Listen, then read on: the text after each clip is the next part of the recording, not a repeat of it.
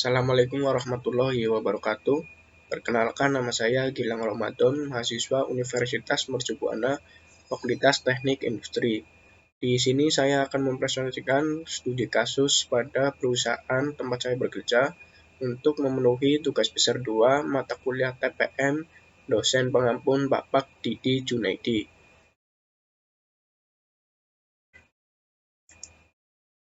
PT Trimata Utama. PT Trimata Utama merupakan perusahaan yang bergerak di bidang konstruksi. Peran jasa konstruksi di mana sekarang dan nanti akan semakin terasa kebutuhannya oleh semua pihak. Oleh karena itu, keberadaan jasa konstruksi dalam dunia usaha menjadi semakin penting sebagai unsur produksi yang melaksanakan proses konstruksi untuk menghasilkan suatu bangunan. Dalam kaitan dengan keselamatan kerja, jasa konstruksi merupakan salah satu sektor industri yang mempunyai resiko kecelakaan kerja yang tinggi. Semua pekerjaan konstruksi tersebut dilaksanakan oleh tenaga kerja konstruksi mulai dari tenaga ahli dan manajer, sampai tenaga terampil dan tenaga kasar. Kehilangan tenaga kerja akan mempengaruhi kelancaran pelaksana bekerja. Ini berarti akan merugikan semua pihak yang berkepentingan dengan proyek, yaitu pemberian kerja kontraktor dan tenaga kerja beserta keluarganya. Kecelakaan selain menjadi sebab hambatan langsung juga merupakan kerugian secara tidak langsung. Sebab itu diperlukan langkah-langkah perbaikan menuju arah keselamatan kerja yang baik. Selain peraturan dari perundang-undang tentang keselamatan kerja, penelitian tentang keselamatan kerja merupakan suatu upaya untuk meningkatkan keselamatan kerja dan meminimalkan kecelakaan kerja. Penelitian tersebut ditunjukkan untuk mengetahui jenis kecelakaan kerja, penyebab kerja, dan lain sebagainya. Sehingga sangat penting sekali perusahaan diwajibkan untuk menyediakan lingkungan yang aman dan sehat serta bebas dari kondisi berbahaya. Mencapai target tempat kerja yang accident-free, tempat kerja yang bebas dari segala kecelakaan. Data kuesioner. Berikut hasil data kuesioner faktor-faktor yang sering terjadi kecelakaan kerja konstruksi pada kegiatan pembangunan gedung Persatuan Dokter Gigi atau PDGI. Berikut yaitu bagian tubuh yang sering cedera pada kecelakaan kerja konstruksi, yaitu bagian tubuh kepala, mata, telinga, badan, tangan, jari tangan, kaki, jari kaki, hidung. Berikut data kuesionernya. Dari tabel di atas dapat diketahui bagian tubuh yang cedera banyak terjadi pada bagian tangan, yaitu 25,53% dan kepala 21,28%. Padahal bagian para pekerja dan tukang justru bagian tubuh ini yang sangat penting dalam melakukan tugas sehari-hari.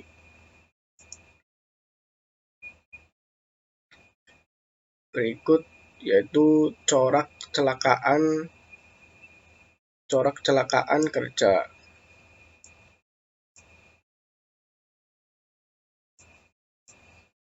Yang pertama, terbentur, terpukul, jatuh dari ketinggian, tergelincir, penghisapan, penyerapan, terjepit.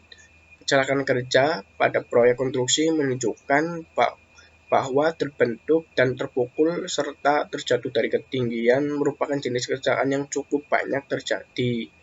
Terjatuh dari ketinggian pada pelaksanaan pembangunan gedung merupakan corak kecelakaan yang juga banyak terjadi dialami pekerja. Hal ini dikarenakan pekerja tidak menggunakan sabuk pengaman yang harus dikenakan ketika bekerja pada ketinggian.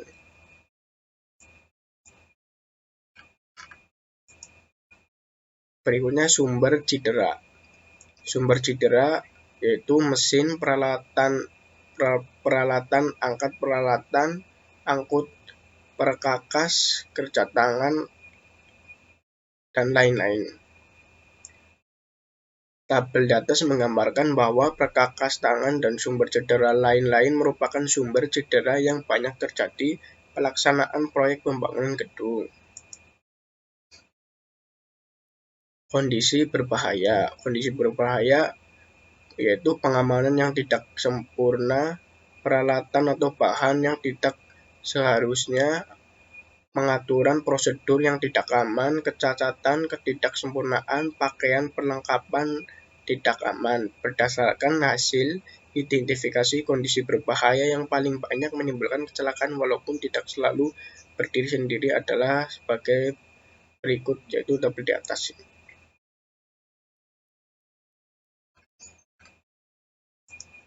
Kemudian tindakan berbahaya. Tindakan berbahaya melakukan pekerja tanpa wewenang, tidak serius dalam bekerja, memuat, mengangkat dengan tidak aman, melakukan penggunaan alat pelindung, memakai peralatan yang tidak aman tanpa peralatan. Berikut data kuesioner. Dari tabel di atas, tindakan berbahaya yang merupakan penyebab kecelakaan yang disebabkan oleh kelalaian manusia seperti tindakan, sikap, dan perilaku atau perbuatan yang menyimpang dari prosedur, menunjukkan tindakan pekerja melalaikan pengguna alat pelindung dan memuat, mengangkat dengan tidak aman merupakan bagian yang paling banyak menyebabkan kecelakaan. Perilaku pekerja konstruksi tersebut sangat dipengaruhi oleh kebiasaan pekerja yang tidak terbiasa dengan alat pelindung diri dan cara mengangkat beban yang salah. Kemudian ada akibat dan lokasi kejadian kecelakaan kerja.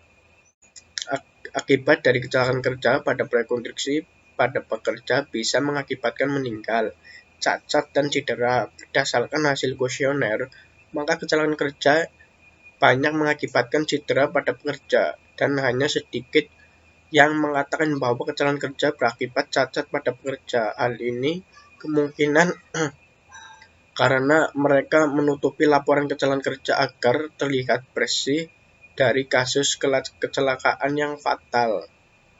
Dari data didapat kejadian kecelakaan kerja di dalam lokasi proyek lebih banyak dibandingkan di luar lokasi proyek. Hal ini disebabkan oleh besarnya jumlah pekerja yang dilakukan di dalam lokasi proyek dan sedikitnya jumlah pekerja yang dilakukan di luar lokasi proyek.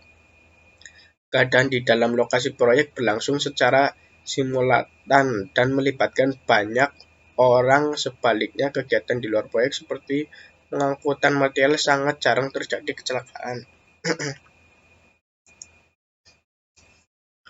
Waktu kejadian dan usia korban. Berikut tabelnya. Waktu kejadian, data kuesioner, data jam sostek. Waktu kejadian kecelakaan kerja menunjukkan kecelakaan lebih banyak terjadi pada waktu siang hari, yaitu jam 12 sampai jam 6, dan menurun hingga selesai jam kerja. Hal ini bukan berarti kecelakaan kerja pada saat lembur atau malam hari tidak ada, tetapi intensitasnya lebih kecil. Pekerja pagi hingga sore hari terdiri dari pekerja simultan dan melibatkan jumlah pekerja yang banyak. Pagi hari cenderung pekerja segera dimulai, menjelang siang cuaca dan kelelahan mulai terasa. Dari siang hingga sore kelelahan dan ketergesaan mengakhiri pekerja mengakibatkan pekerja cenderung ceroboh. Pada tabel di atas menunjukkan umur pekerja yang mengalami kecelakaan kerja konstruksi pada usia 31 sampai 35 tahun, merupakan usia penderitaan kecelakaan kerja dengan jumlah terbanyak. Berikut cara pencegahan kecelakaan. Yang pertama, pencegahan kecelakaan karena alat, mengangkut, dan lalu lintas. Pengaturan lalu lintas kendaraan, orang, barang, dan peralatan harus mendapat perhatian dan pengawasan secara teratur.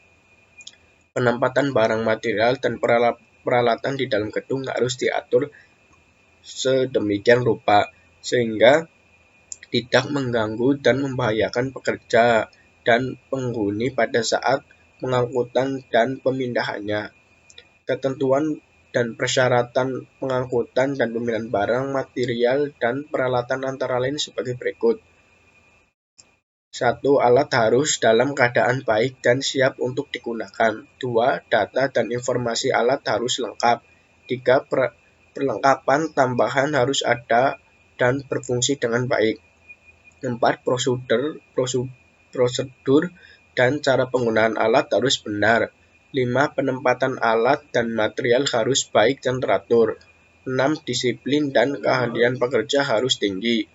7. Pengamanan dalam pengangkutan dan lalu lintas harus baik.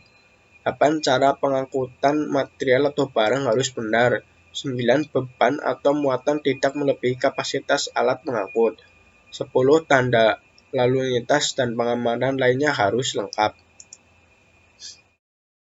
Yang kedua, pencegahan kecelakaan kerja, kejatuhan benda. Pencegahan kecelakaan kerja yang disebabkan oleh benda-benda jatuh dan bagian bangunan yang rubuh antara lain sebagai berikut. 1. Perlu dipasang jaring atau jala pengaman di area bawah. 2. Harus dipasang tanda hati-hati ada pekerja di atas. 3. Dilarang membuang benda yang tidak terpakai ke bawah. 4. Penyimpanan atau peletakan benda atau peralatan harus pada tempatnya.